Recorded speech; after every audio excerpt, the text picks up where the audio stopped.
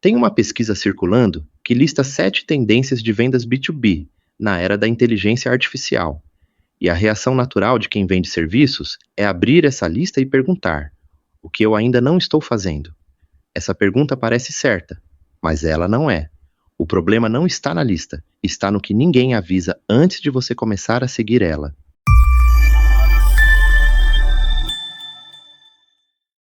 Vou falar das tendências, mas não do jeito que você está esperando.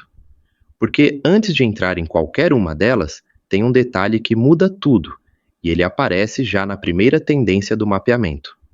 A primeira tendência que qualquer pesquisa desse tipo aponta é a personalização em escala.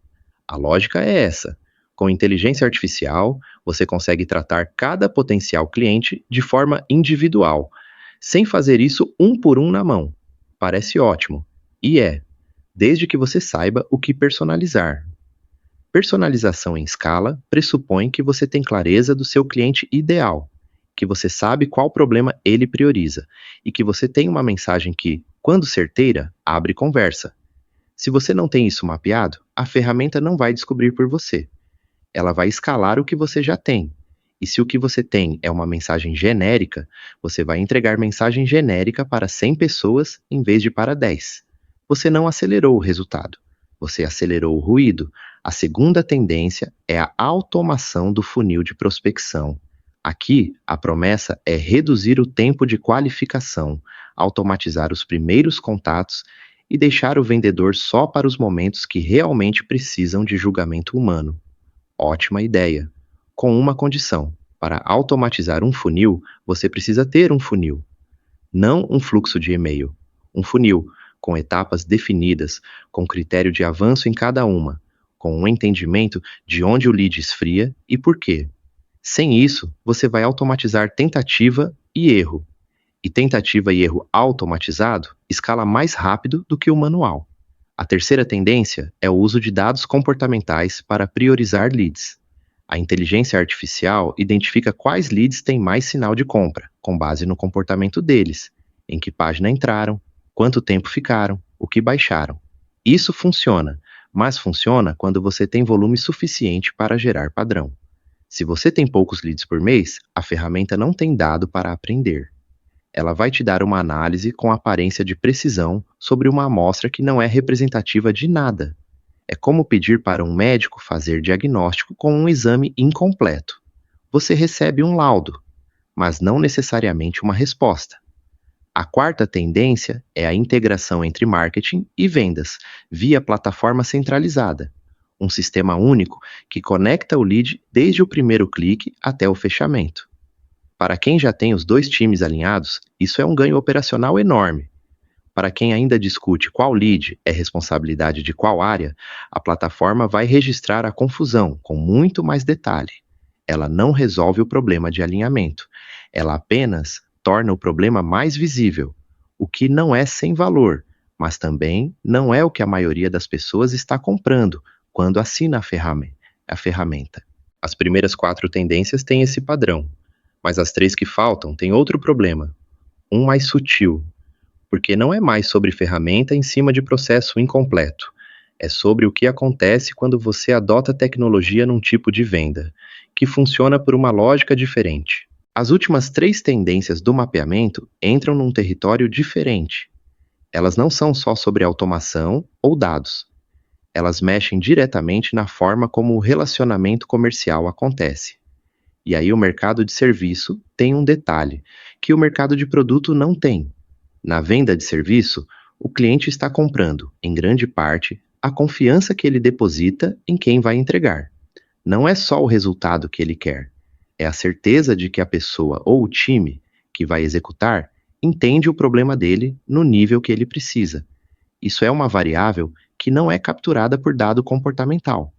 Não é escalonável, da mesma forma que um produto, e não é substituível por automação sem custo. A quinta tendência é o uso de inteligência artificial para personalizar propostas comerciais. A ferramenta analisa o histórico do cliente, o segmento, as dores mapeadas e gera uma proposta já alinhada ao perfil. Isso tem valor, mas em serviço, a proposta não é só um documento. Ela é um momento de demonstração de entendimento. O cliente lê a proposta e sente se quem escreveu realmente entendeu o problema dele, ou se encaixou o problema dele num template. A diferença entre as duas não está necessariamente no layout, está no nível de precisão com que o problema foi descrito, na hierarquia entre o que é sintoma e o que é causa, no diagnóstico que aparece antes da solução. Isso pode ser assistido por tecnologia, mas precisa ser conduzido por alguém que domina o diagnóstico. Se o vendedor não sabe fazer esse diagnóstico, a ferramenta vai gerar uma proposta bonita e vazia. E proposta bonita e vazia em serviço de alto valor não fecha negócio. Ela encerra o processo.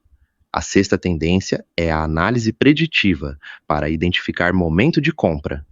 A inteligência artificial cruza sinais e indica quando o potencial cliente está mais próximo de uma decisão. O problema específico no mercado de serviço é que o momento de compra não é detectado só por sinal digital.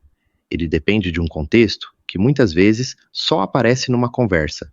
Uma empresa que está prestes a fechar um contrato novo. Uma liderança que acaba de mudar. Um problema que virou urgência porque o custo de não resolver ficou visível. Esses sinais não aparecem no CRM se o vendedor não está em campo conversando e ouvindo. A ferramenta pode te ajudar a priorizar, mas ela não substitui a escuta ativa que transforma a conversa em inteligência comercial. E se o vendedor está esperando a ferramenta dizer quando é o momento certo de ligar, ele já perdeu o melhor momento. A sétima tendência é a expansão do uso de IA para acompanhamento pós-venda e retenção. Aqui, o argumento é que a ferramenta identifica sinais de insatisfação antes que o cliente peça cancelamento e dispara ações de reengajamento no timing certo. Em serviço, o problema de retenção raramente é de timing, é de entrega, é de expectativa que não foi bem calibrada no início, é de uma promessa implícita que ficou sem resposta. Isso não é problema de automação, é problema de gestão de relacionamento. E gestão de relacionamento precisa de um processo claro de acompanhamento, de critério de sucesso definido e compartilhado com o cliente, e de um responsável por essa conversa que sabe o que perguntar.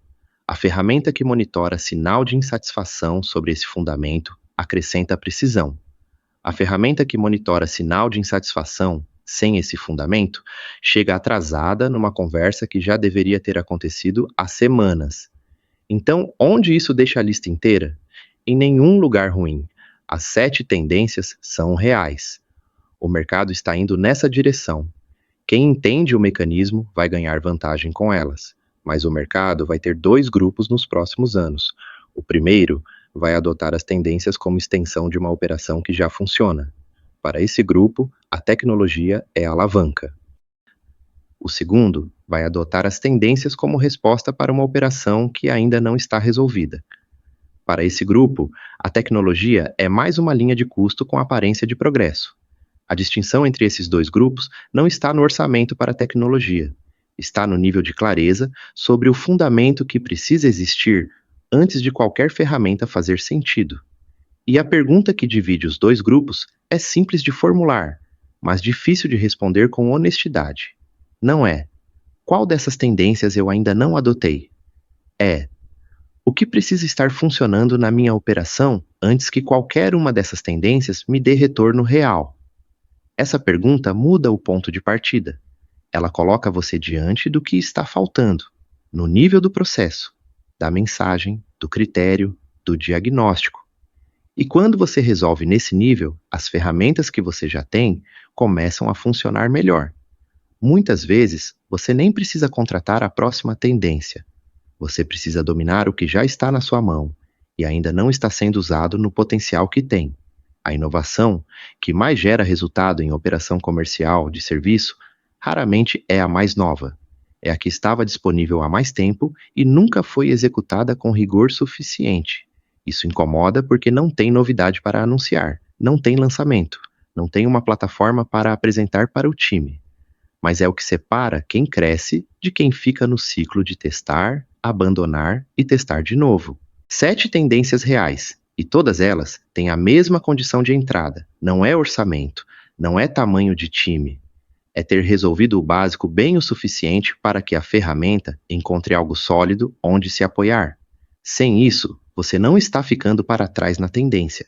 Você está antecipando o próximo investimento sem retorno.